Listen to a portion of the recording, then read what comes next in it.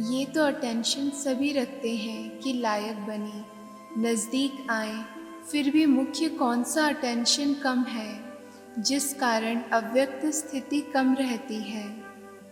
सभी पुरुषार्थी ही यहाँ बैठे हो, ऐसा कोई होगा जो कहे मैं पुरुषार्थी नहीं हूँ। पुरुषार्थी होते हुए भी कमी क्यों, अंतर्मुख रहना चाहते हुए भी क्यों नहीं रह सकते हो, बाहर मुक्ता में भी क्यों आ जाते हो।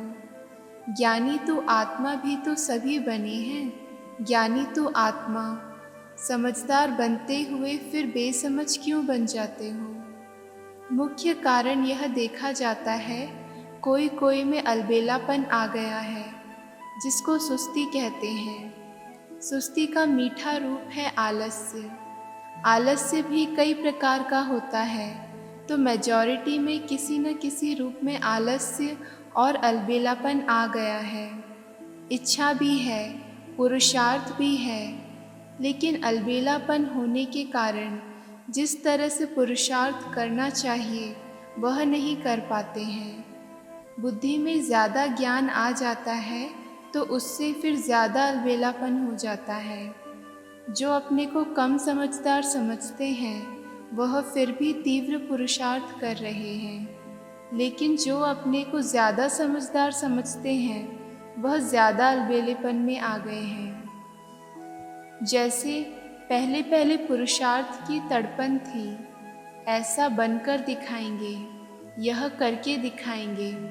अभी वह तड़पन खत्म हो गई है, तृप्ति हो गई है, अपने आप से तृप्त हो गए हैं। ज्ञान तो समझ लिया, सर्विस तो कर ही रहे हैं, चल ही रहे हैं। यह तृप्त आत्मा इस रूप से नहीं बनना है, पुरुषार्थ में तड़प होनी चाहिए।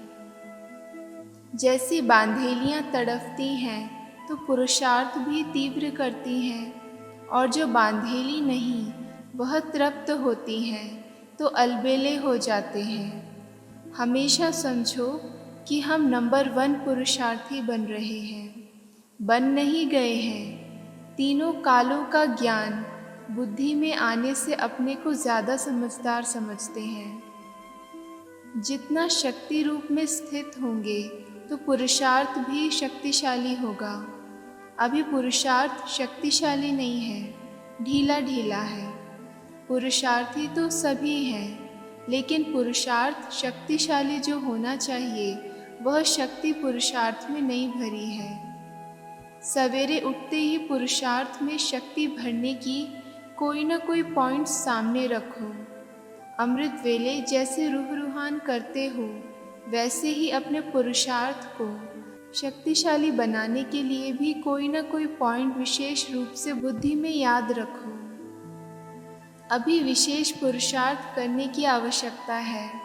साधारण पुरुषार्थ करने के दिन अभी बीत रहे हैं। जैसे विशेष फंक्शन आदि की प्रोग्राम रखते हो ना, वैसे अब यही समझना है कि समय थोड़ा है, उसमें विशेष पुरुषार्थ का प्रोग्राम रखना है।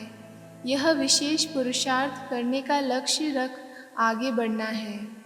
अगर ऐसी ढीली रिजल्ट में रहेंगे तो जो आने वाली परीक्षाएं हैं उनकी रिजल्ट क्या रहेगी। परीक्षाएं कड़ी आने वाली हैं, उसका सामना करने के लिए पुरुषार्थ भी कड़ा चाहिए।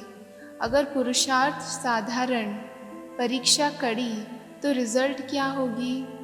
मुख्य श्रीमत यही है कि ज़्यादा से ज़्यादा समय याद की यात्रा में रहना, क्योंकि इस याद की यात्रा से ही पवित्रता, दैवी गुण और सर्विस की सफलता भी होगी। ओम शांति।